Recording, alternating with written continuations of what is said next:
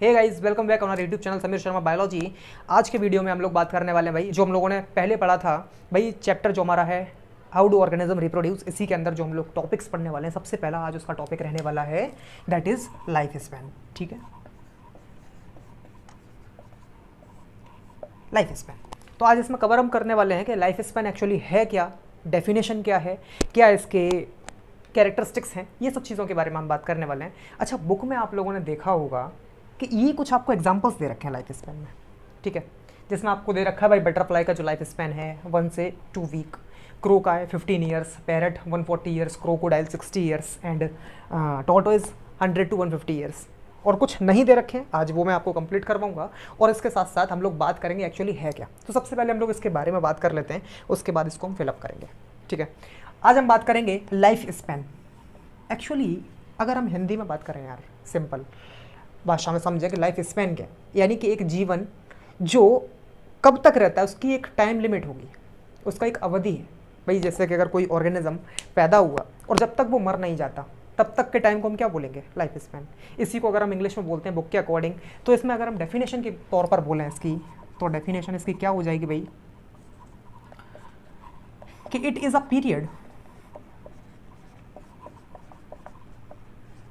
Period from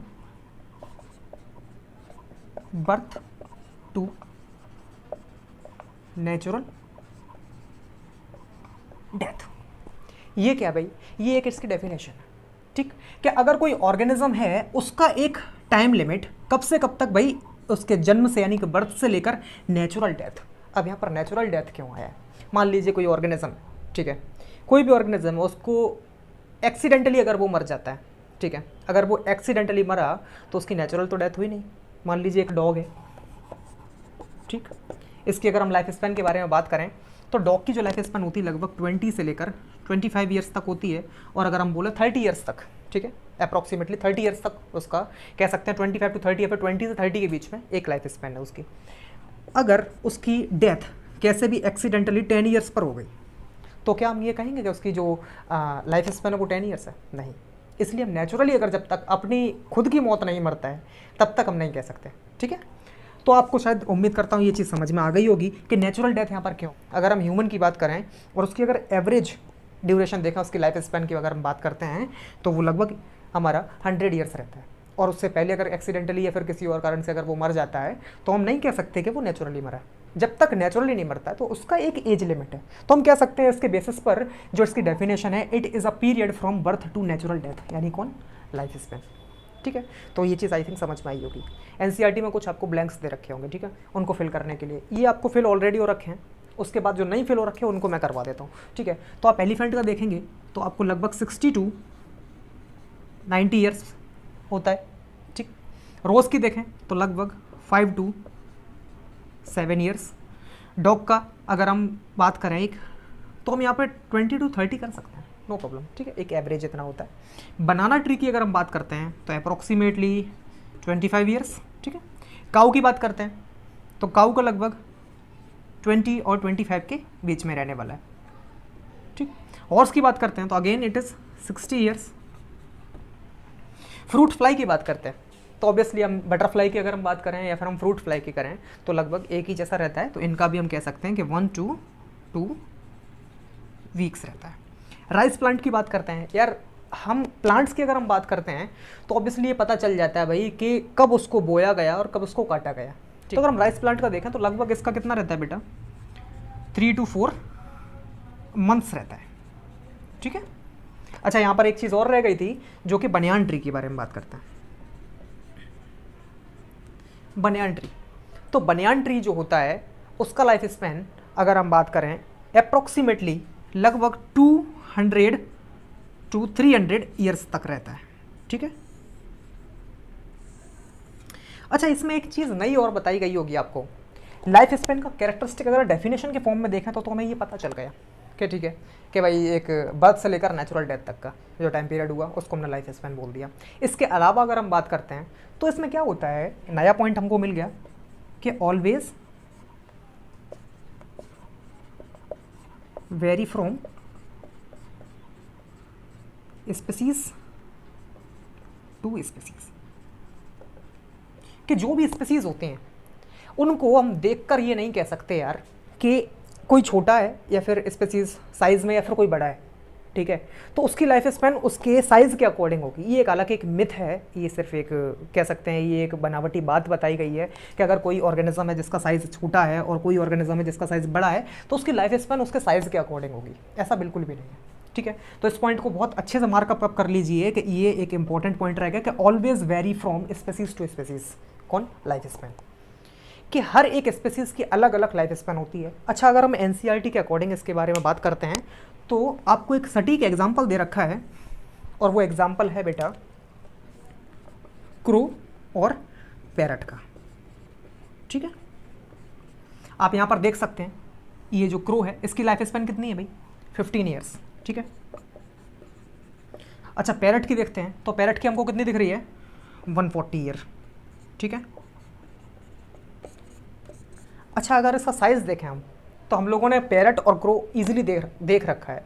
आपके NCERT के according ये आपको बहुत एक सूटेबल एग्जांपल दे रखा है। जब कभी भी आप लिखेंगे तो आप इसको एकदम ध्यान रखिएगा कि कभी भी ये जो लाइफ स्पैन है बेटा ये किसी भी स्पेसीज़ की अलग अलग होगी।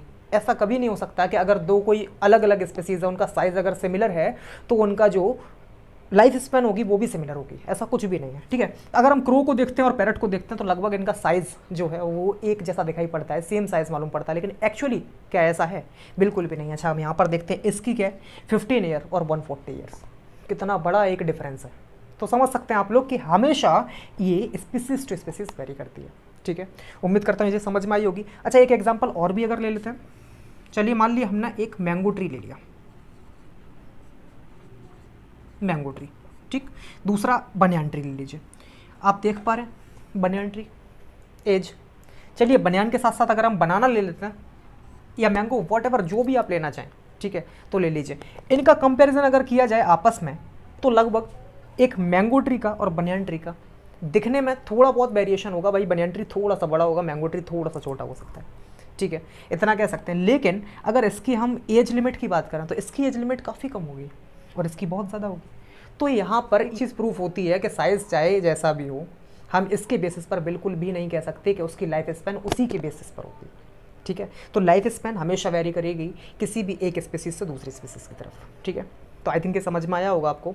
अच्छा, एक चीज़ और इम्पॉर्टेंट बताता हूँ इसके अलावा, चलिए इसको मैं थोड़ा सा रफ करता हूँ और अगले पॉइंट की तरफ चलते हैं।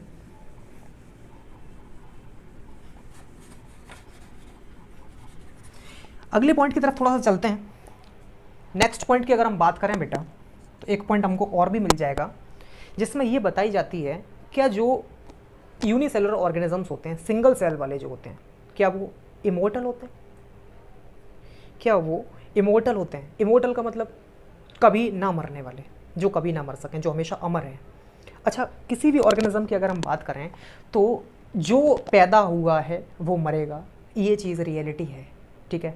अगर किसी का बर्थ हुआ है तो उसकी डेथ 100% होनी ही होनी है, ठीक है। लेकिन अगर हम बात करते हैं सिंगल सेलुलर ऑर्गेनिजम्स की या फिर यूनिसेल्युलर ऑर्गेनिजम्स की बात करते हैं, यूनिसेल्युलर ऑर्गेनिजम्स, ठीक है, ये कैसे होते हैं? इमोर्टल होते हैं।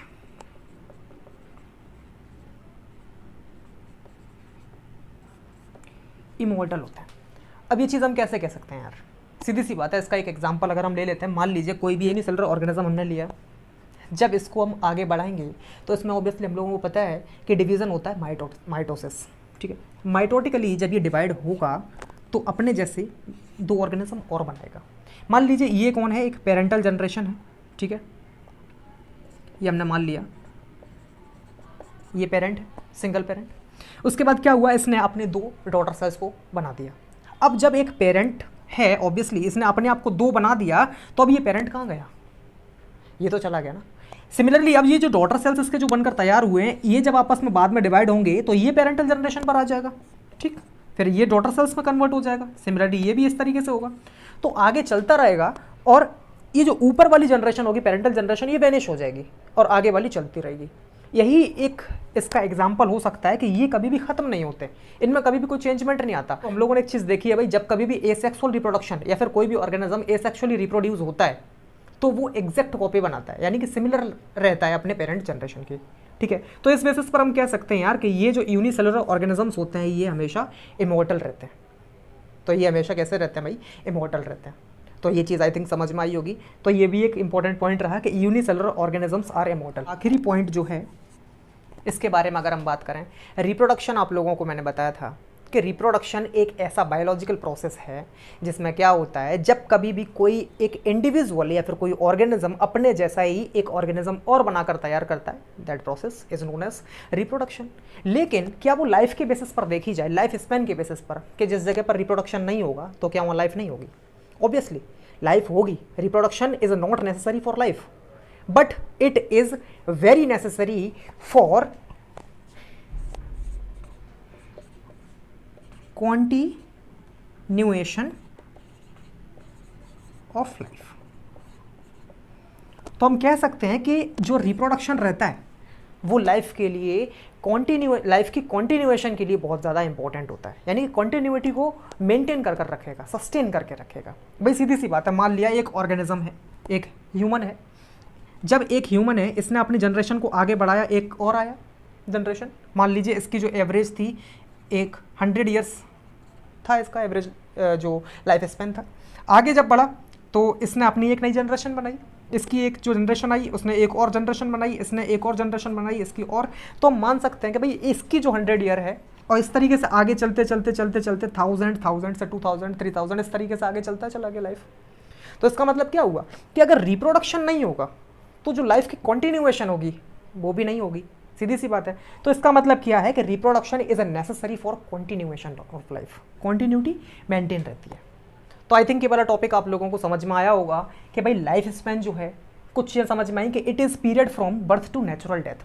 उसके बाद बोला कि always vary from species to species. इसका खास तौर से ध्यान रखिएगा भाई कि कोई भी अगर स्पेसीज है उसका साइज़ अब कंपेयर करेंगे किसी अदर स्पेसीज तो साइज़ के बेसिस पर कभी भी नहीं कर सकते, ठीक है। तो साइज़ हमेशा कम ज़्यादा हो सकता है, लेकिन हम लोग ये नहीं कह सकते कि साइज़ के बेसिस पर भाई उसकी लाइफ स्पैन उसके ज़्यादा या कम हो। तो आई थिंक आप लोगों को समझ में आ गया होगा, लास्ट पॉइंट भी क्लियर होगा कि कॉन्टिन्यूटी को मेंटेन रखता है। सो आई होप आप लोगों को बहुत अच्छे से क्लियर हो गया होगा ये सारी चीज़ें, ठीक है। तब तक के लिए हम लोग नेक्स्ट लेक्चर पर जल्दी से मिलते हैं। फटाफट इस चीज़ का रिवाइज कर लेना, कंप्लीट कर लेना कोर्स यार, नोट्स अपने बनाते रहना, ठीक है। सो सब्सक्राइब जरूर कर लेना, बेल आइकन दबा देना। Thank you.